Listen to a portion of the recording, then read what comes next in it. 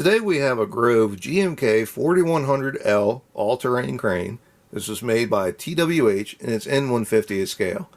Now, all these cranes from TWH, they're all pretty consistent. They're going to have great detail, great functionality, and they're going to be built like a brick outhouse. Generally, there's not enough nice things you can say about these cranes from TWH. They're all very well done, and this is certainly no exception. Now, this particular crane is in the colors of Anthony Crane. Now, Ray Anthony at some point became Maxim Crane Works, and Anthony ceased to exist. And that was for a couple of years. I think A Crane out of Philadelphia and Pittsburgh is Ray Anthony. So I think this is Anthony before they became Maxim, but I'm not really sure. I couldn't tell you, to be honest. I know Ray Anthony's had a couple different crane companies, and I couldn't tell you which one this is. But that is who this crane belongs to. The colors look great. The blue and white just look fantastic. I'm not crazy about the white wheels, but the rest of it just looks phenomenal. It really does. The amount of little details and lettering and like the warning labels and all that are just fantastic. TWH just does such a good job with these cranes. They really do. And there's just as much detail on the top as there is on the underside. There you can see you have all the steering, all the drive lines, and you even have your independent suspension for each axle. Really just well done. TWH did such a good job with these cranes. And for the money, they really are an excellent value. Now, I typically have a really hard time doing crane videos, so we're going to try to make it through this. Alright, let's see if we get this boom out of the rack here without breaking it. The boom cylinder is not terribly stiff. On a lot of like the Conrad cranes, that boom cylinder is just so tight, it just feels like you're gonna break the thing trying to get the boom up in the air. With the TWH cranes, it's usually not that bad, but at the same time, it's almost a little bit too loose. Like this will hold itself up in the air, but I don't know if I'd put the jib on and really trust it to leave it set up. Anyway, so once you get the boom up out of the way, you can really see the upper deck there where the motor and the fuel tank and all that is, and it just looks fantastic. It really does. You get into the upper works here with all the hydraulic lines and everything else. Again, just looks fantastic. I don't believe any of these panels open up, but they really look like they could. The counterweight is fixed in place. You have two screws underneath, so if you wanted to take it off, I think you probably could, but I don't believe it's meant to come off. The winch motor and everything just looks great. The cab detail, the cab interior detail, again, it's just fantastic. That's about what the inside of that it's about what the inside of that cab should look like. Now these Groves are kind of funny. Me personally, I don't really care for Groves. You know, in the short time that I've been running cranes, and I mean they're nice, they're strong machines, but I don't care for them. Some things are just completely completely backwards of what you would think it would be. The Outrigger cylinders are nice. They're that screw type where all the screws hidden inside the top of the cylinder here, and you just have the it looks like a regular hydraulic cylinder coming out, which is really pretty good. It looks great. TWH was very good at that. I don't know if they're the ones that started it, but they definitely, I think, popularized it for sure. And it's a good thing. Now these floats don't slide in like they do on the WSI models, but that's okay. They still look pretty darn good. Alright, so this is a GMK 4100L. What that means is you have 4 axles, 100-ton capacity. Now the 100-ton I think is 100 metric ton, because it's labeled as a 4100 and a 4115. So most likely it's 115 imperial ton or short ton, whatever you want to call it, and 100 metric ton. So in Europe, it's 100 ton. In the United States, it's a 115. Now, it's really only a 115 right here at this radius, whatever the shortest working radius is. Typically, like the further you go out, the less capacity you have, but all cranes are generally rated on their shortest working radius. So basically here on the deck, it could pick up 115 ton. Now, with your cable, you can only work off of how many parts of line you have.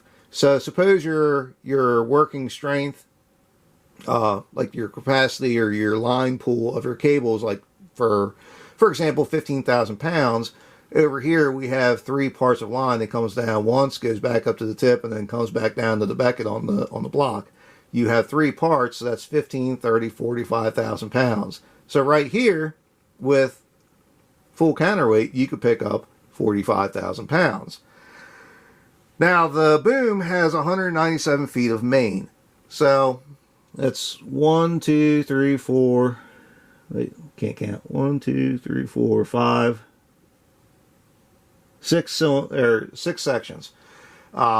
And the way that these cranes scope out is basically you have one scoping cylinder inside the boom here. And what that'll do is it'll scope in all the way, grab the base section of whatever section you want to work with, and then send that out to whatever extension you want. Typically you have a little bit less than half, a little bit less than all the way, and all the way. So like for Liebherr, it's 46% of the boom, 92% of the boom, or 100% of the boom. I think Grove's the same way, but honestly I don't remember. I don't spend a lot of time in them. So you would always start off, like you'd pick your number 1 section, or your tip section, or your fly section. There's a couple different names for it. You would pick number 1. Suppose you said, okay, you want number 1 at 100%. So the scoping cylinder would grab your number 1 section and then start running it out. And then once it gets to the end, it would pin it in place, and then it would scope back in, grab the next section, number 2, and then start running that out. So you run number 2, suppose you run it to 100%, and that would go out and pin in place. And then you would keep going through the process until you got whatever boom length you wanted. Now, choosing different sections gives you different charts. It gives you different strength capacities based on how you configure the boom. So if you run out, suppose you only need 1 section of extension. If you run all these sections out all at once, you're not going to be as strong as if you just run like your tip section out, or if you run that out halfway, that out halfway. It's kind of complicated. There's probably a million different load charts for these all-terrain cranes, and it doesn't matter if it's a link belt or Grove or Liebherr or DMAG. It doesn't matter. They're all the same. You have a million different ways you can set it up, and a million different configurations, and a million different strength charts. So that's basically how that works. So here you have all 197 feet of main out, fully extended. So that should be, in theory, 197 feet. That's all 6 sections pulled out. That really is a lot of boom for 100 or 115 ton. It really is. Like it's an impressive amount of crane on 4 axles. And just to consider that you have the jib on top of that, it makes for a lot of crane in a pretty small package. Now, the way that all the sections pin into place, at least on the model, is the underside of each section has a little cutout here, and the base of every section has a little spring and a little, it's like a little wedge that once it hits the notch, that little wedge comes down and it'll secure the section in place. Now, most of the time you can just push them back together and they'll pop in on their own, but sometimes they won't. And the best thing to do is kind of reach under there, pop that little wedge up, and then it'll slide right back in. So this crane does come with some pretty cool accessories, and one of them being a jib. Now, this is supposed to mount on the side of the boom, but to be honest, I just cannot quite seem to get it to mount where I think it ought to go and get it to stay where it should go. In theory, the tabs here on the end of the jib should line up with these tabs on the end of the boom, but they don't really. And the way it's set up, I have a hard time seeing how exactly it's supposed to hold itself in place the way it pins in. That's why I don't put it on there. Now, this jib is a 2-section. It's called a bifold, where you can run out one section or both. The way these are set up, if you want just one section, you can leave the tip stowed on the side of the boom and just swing out what you need. And with these, this is pretty cool that TWH did this. You also have what's called, some people call this a rooster tip. Some people call it like a steel erection boom or tripping boom. It's just a little extension off the tip that you can use to get some separation between running two separate ropes, which is interesting because on the list of accessories here, you have a second winch along with a second block. So you can run 2 different winches on the boom. And because you can separate this extension tip or a rooster tip, whatever you want to call it. I've heard it called so many different things.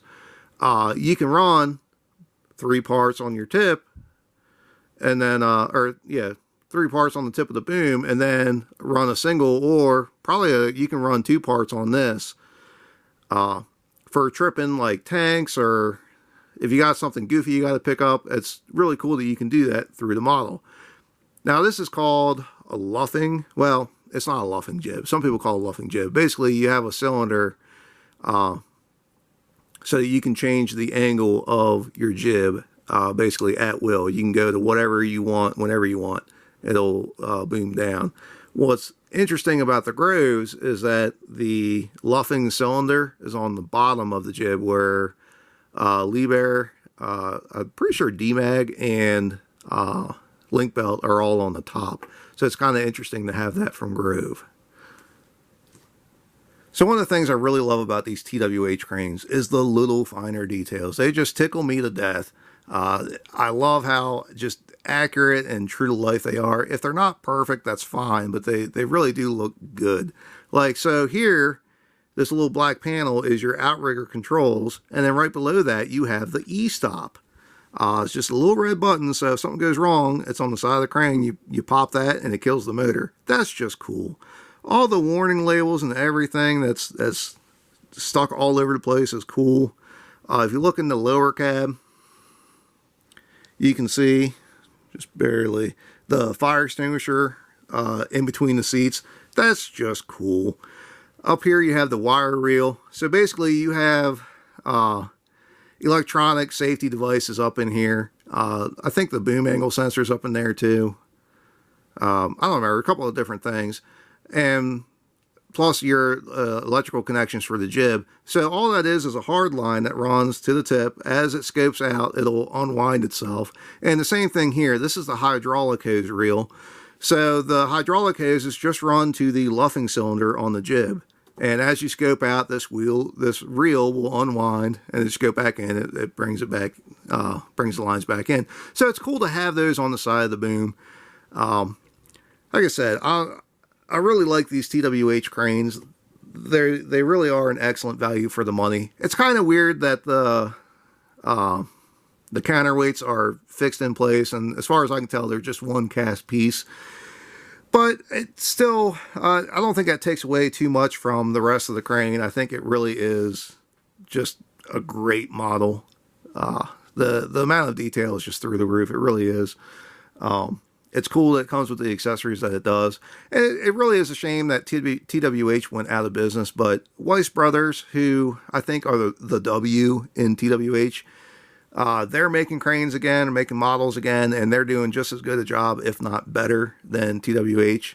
And certainly NZG and Conrad and WSI, they're definitely solid model cranes as well.